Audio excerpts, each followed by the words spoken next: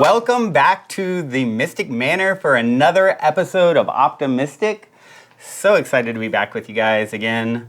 I'm Brandon Beecham, the host, as most of you know, and we have an incredible lineup for you tonight. So before I dive into all of that magic, you guys know I like to share a little bit about what's going on in my life, what's bubbling up, maybe a perspective or, who knows, maybe a synchronicity. In this case, we've shared a few synchronicities in past episodes and really cool things that have bubbled up. This one's a little more, suspect on the coolness. I'll let you decide. So I got a 1-star review on iTunes for my podcast.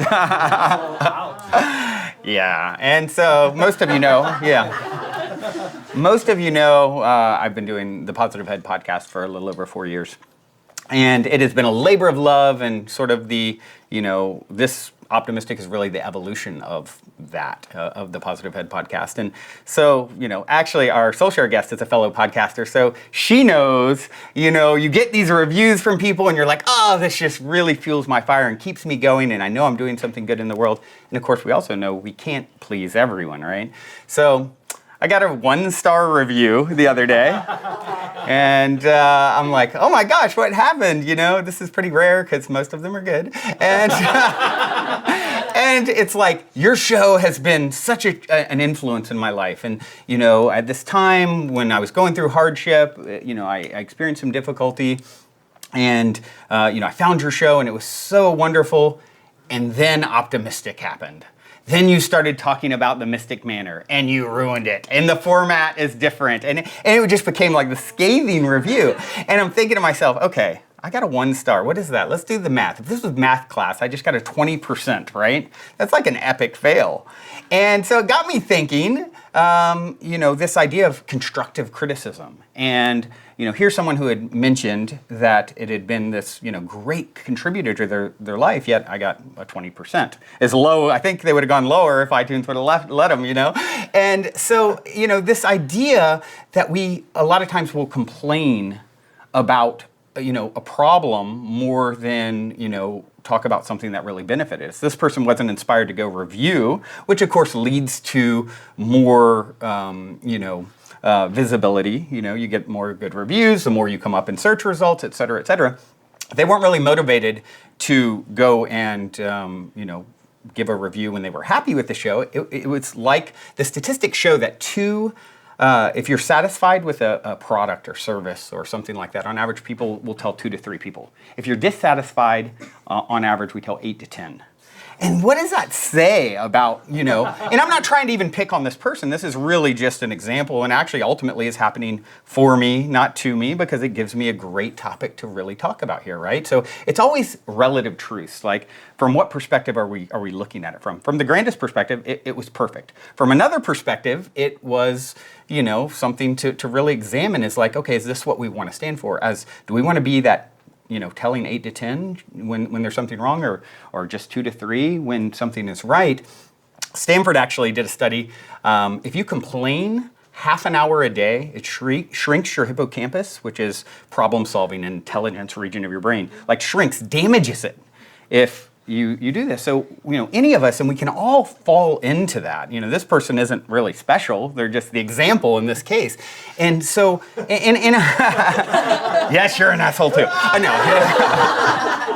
So, and I'm not talking about constructive criticism is constructive. It's helpful. It's, I'm not one who's big on beating around the bush, at this point in my life. I like going, and we do a lot of that too, right? As people will dance around and then talk bad about someone when they're not around. At least this person came out, and said something publicly, not with a real name, but still, and so, constructive criticism, sitting down with someone or saying, hey, here's what's changed about it. Here's why it doesn't resonate as much as it once does.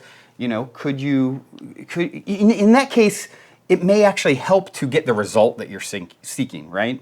And so a lot of us beat around the bush. We don't get to the root of what's really the problem until it's like built up so much we lash out in anger or frustration. And have you guys heard about the gates of speech to pass through? There's, depending on where you look, there's supposedly like 4 to 5 different gates to examine when you speak. One being, is it true?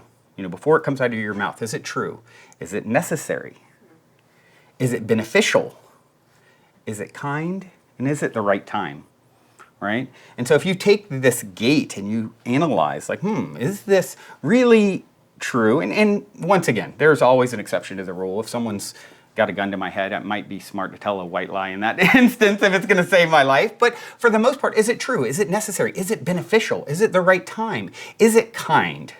That's really, one of the quotes that I've seen in, I forget who to attribute it to. I've actually seen it attributed to a few different people, but it says 3 things in life that are important. Be kind, and be kind. And I like to add to that, what is your intention also? When you're speaking, what is your intention? That's really if you want to know what the results of what you're doing is, the shortcut is, what is the intention of why I'm doing it? And when you look at the intention, you examine the intention, and if the intention's coming from a pure place, if you want to go and constructively criticize someone's made a change to something and you want to tell them about it, great. That's going to have a result that is going to ultimately be good in some way, shape, or form. Or let's say the optimal outcome, right? And so, look at the intention. Always, always, always is the shortcut to understanding what you're going to get on the other end of it. It took me a long time to learn that one, and I'm still learning it. But that definitely is a shortcut. And the other thing is what am I going to spend my energy on? What am I going to focus on? Mother Teresa, actually, she's one of them that's attributed with the be kind, be kind, be kind. I don't know if it was really her or not, but one thing I do know she said is she was asked about marching against the war in Vietnam once upon a time. And she said, sorry, I'll never do that, but have a march for peace and I'll be there. And this is a woman, Nobel Prize winner, a true artist, like who, blasted open heart. And so she understood that, being for something and against nothing is really the path to creating the change we want to see in the world. And, another example I often share is this thing that they teach race car drivers when they're training. Have any of you ever heard this? If you're going around the track and you start to spin out, they teach you not to look at the wall. Do you know why they teach you not to look at the wall? That's where you land. Yep. So where attention goes, energy flows. So what am I doing? How am I approaching it?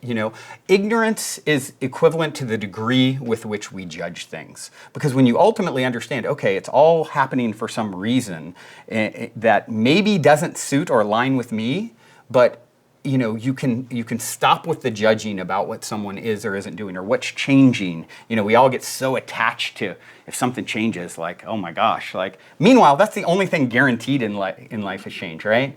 And so, just putting down judgment, understanding that challenges, things that are challenging you, are your blessings. Your triggers are your treasures. These are huge, huge lessons that once you start integrating into your life, it's a total game changer. It really is the ultimate level up. I thought of another story that I saw many years ago on the internet. Once again, it's the internet. Not sure if it happened, but it's a great story nonetheless. Brad Pitt supposedly, and this is like a decade plus ago, him and Angelina Jolie at the time were close to breaking up. They were still together, and she was, not eating well. Their relationship was, in the sewer. It was on its way out, and he started supposedly just focusing on what he wanted to see more of out of her, focusing on what was good about her, bringing her flowers, giving no attention or energy to what was wrong, and supposedly it's like total revitalization. She bounced back, started eating well again, health back. Like I said, don't know if that's true or not, but the actual underlying theme and story is a really, really powerful one. How many of us in our lives do you have those people that you're super challenged by, and you continue to create them in the image you don't want to see? You focus on what you don't want to see. And when you start playing with the idea that you are super, super powerful and that people actually show up in a way that mirrors what you expect and how you're creating them. I've challenged a lot of people, and I actually challenge all of you guys today to do the same thing, to go out and with someone that's particularly challenging in your life and to start thinking about what it is that you really love about them, and you might have to search hard in some cases, right? But what are those good things? And just focusing on those, choosing not to focus at all on what is wrong with them, and seeing if all of a sudden they start showing up in a way that's surprising to you. And I can guarantee you're going to have some pretty surprising results. And then you realize how powerful you are, how capable you are to affect how these quote unquote others that appear to be external of you, but really are just a reflection in some way, shape, or form of you. And it's a powerful, powerful challenge that I'd like to issue to each and every one of you guys as you go out today. Maybe even someone here that's with you, right? Or someone at home on the couch next to you. You know, they ate all the popcorn. Like, you know, start thinking about the time they let you have it. So yeah, that's my share for this evening. And before we dive into the incredible soul share guest that we have for you tonight, I'd like to step over here and see what sort of futuristic magic Jonathan Salter is working on.